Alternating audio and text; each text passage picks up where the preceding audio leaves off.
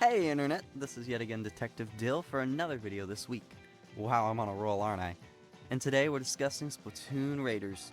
And I have some controversial topics to talk about, as well as about 7 of the most interesting aspects of the game, in my opinion.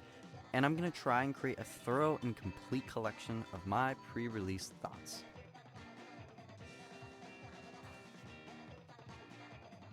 Luckily for me, my brother has a Target in the city he lives in, so when I visited a week or two ago, I decided I needed to go try out the Splatoon Raiders demo. And I'm glad I did.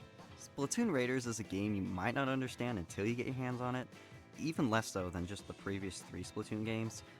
But when you take a series that has thrived incredibly well in a primarily multiplayer setting, and you shift that completely, well, you're taking a bit of a gamble. While you will certainly have diehard fans stick with the franchise no matter what, a large untapped market, especially in the US, could be drawn even further away. Which makes this game even better! Nintendo knew what they were up against. They knew people would be skeptical, and they catered toward those people exactly. Which is me. They catered an entire game just for me. Because that logic works. I'm just kidding. But what I ain't kidding about is this game. Oh my gosh, I'm in love. The music that surrounds you the moment you set foot into the Spiralite Islands doesn't just entice you with a sweet-sounding melody, no, it aggressively warns you what looms just ahead. Much like the track from last year's Jurassic World Rebirth, shout out to any Jurassic fans out there, titled Gentle Boat Ride, it intimidates the listener, demanding attention as the mood swings from carefree to dangerous in just a matter of seconds. The demo's only about 2 or 3 stages, and I didn't quite have enough time for more than the first level, but I loved it! That first moment when you surf on the wakeboard in the bay, it felt like me as an inkling conquering the water that has led me to several previously untimely deaths in Splatoon 3. And in short, that's what the demo did for me. It showed me that this game is not afraid to defy norms or to be considered niche. No, this game, just in a short demo, was able to convey me of its intentions to expand the world of Splatoon in a whole bunch of unique ways.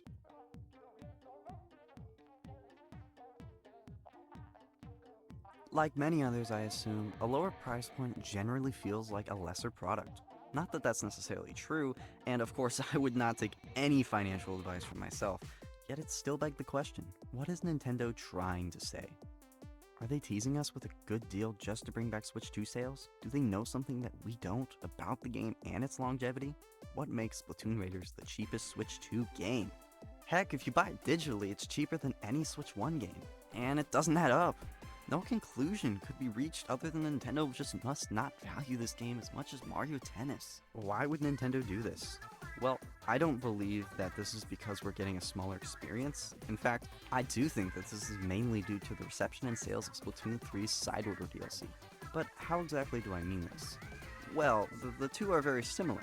Besides Salmon Run, of course, which is obviously the main inspiration taken for this game, the other elements that screams been there, done that is the roguelike structure of the DLC Side Order. In the Side Order DLC, you go up a tower with 30 floors, over and over, to reach the final boss in each run. The fun part about the whole very repeatable process is the sheer variety of ways you can reach the top. With different weapons and rewards for each one, Side Order was short and probably not very rewarding for a casual, but for a returning player, it felt deep and gripping. Sure, you need to be a certain type of person to sit through the hours worth of time it takes for a novice to clear the tower, albeit much less for seasoned vets. And because of Side Order and its success, that's why I think Splatoon Raiders might be $50, for the physical pre-order now, or, for always on digital. But I think this may be a good thing. The lower cost of entry point serves to balance out any negative predispositions, and I also want to add that I think that this game is going to be much more different, at least enough to warrant a new game. That is to say, I don't think Splatoon Raiders will be an amalgamation of lesser modes in Splatoon. I think it wants to bring some aspects of said game parts and make them new and improved. Except for Salmon Run, that was already just the best.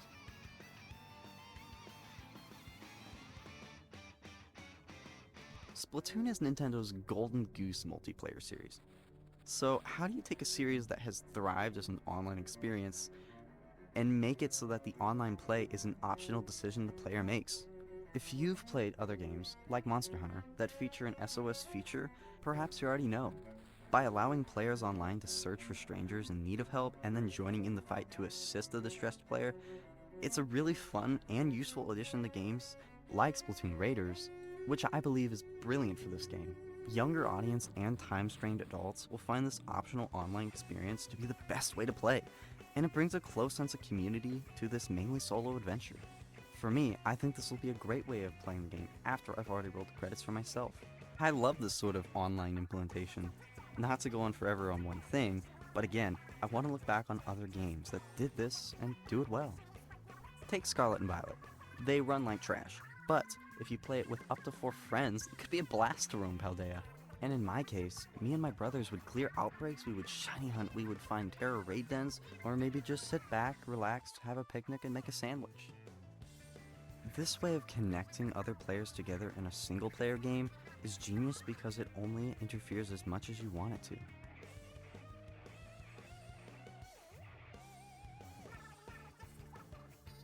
With Splatoon being a decade old now, wow, we're bound to see some growing pains. Hey, everybody struggles in middle school after all. Splatoon Raiders may have just got the worst of it. I saw people write it off completely just for the sliver of a chance it might have been too niche of a game for them. And that's totally fair to say. No pressure at all if you feel that way. I like playing with other people, so Splatoon's a lot of fun for me. So believe me when I say, what makes this game different? Worth it. An ideal time spender. Let me tell you. It's an expansion on slightly older modes in previous Splatoon games that everybody loved but wished they did more with. That is a recipe of success. Or should I say squidcess? Oh, ooh, okay, that one was a little rough. So, Salmon Run. A fun mode where players would team up in squads of 4, like in Splatoon Raiders, to fight salmonids, like in Splatoon Raiders, to collect eggs and monetary treasure, like in Splatoon Raiders. Which game am I playing again? Oh, right, Splatoon Raiders. I must have not been thinking straight. Okay, so this game is a rehashed version of Salmon Run, made for both single and multiplayer setups. That caters more towards roguelikes, looter shooters, and salty fish? Well, I guess they got me there. Though, what really makes this a worthwhile endeavor for an optimal side game is its long-rooted success in the series. Sort of how like you might have that one dessert that you love from time to time, but never just had it by itself for dinner.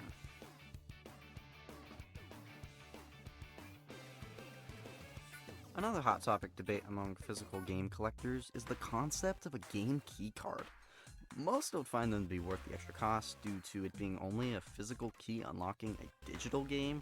You still have to download it, as almost no data is actually stored on the card. I don't find them as useless as others, particularly in the sense that you can resell them, something digital games could never do. And I'm bringing up the discussion of game keycards because another Nintendo game actually did get the keycard treatment. I'm talking about Pocopia, of course. And that's right, everybody's favorite block-building, ditto-punching Pokemon flick. Why did they make that one a game keycard? Now, I actually do have this, and I have to say, it sure is a physical copy of a digital game. And while I do appreciate the option I still have to resell it, it just makes me ask, why did Splatoon get a full game on cartridge whilst Pocopia got sacked? It just seems weird to me that Pocopia, the game included on Nintendo's current Switch 2 bundle, has a game keycard, but Splatoon Raiders, which may be more mainstream in Japan, but I don't think so in the US, gets its own cartridge. But that's not to say I'm not hyped out of my mind for Splatoon Raiders. No, I have no problems with that being a physical game, through and through. It's just that it does feel worthwhile to ponder about game keycards, especially in the state of modern gaming, and the all-encompassing digital future that we're facing. So this is just another PA to go get all your favorite physical games now, before they're gone forever.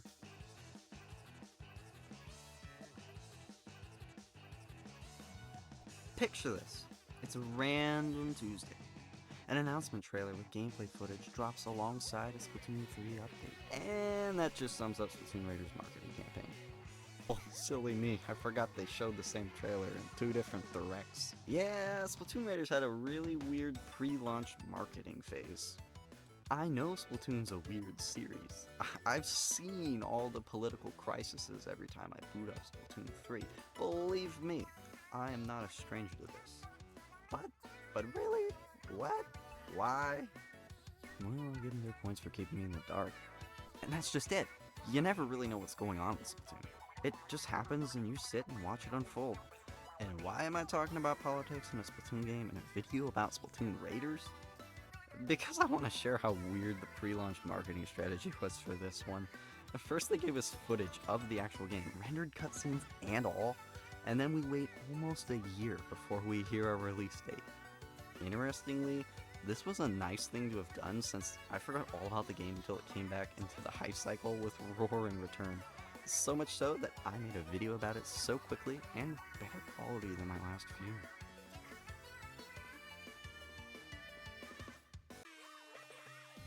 I imagine Nintendo was having a board meeting and one of them asked, how do we lure in new customers to our first party brands?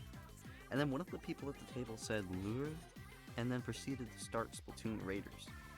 Pun intended. But seriously, that must have been said before, right? Surely, because this game reeks of fishing reels and fish. Might be because it's based off Salmon Run, which is great! What better way to bring new chumps than to put them in combat alongside the pros?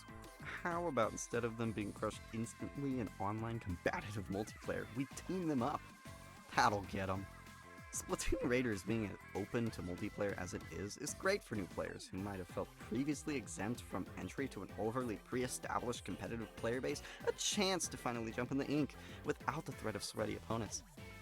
Just the salty ones. Get it? Because of the new salty salmon. I thought that was good.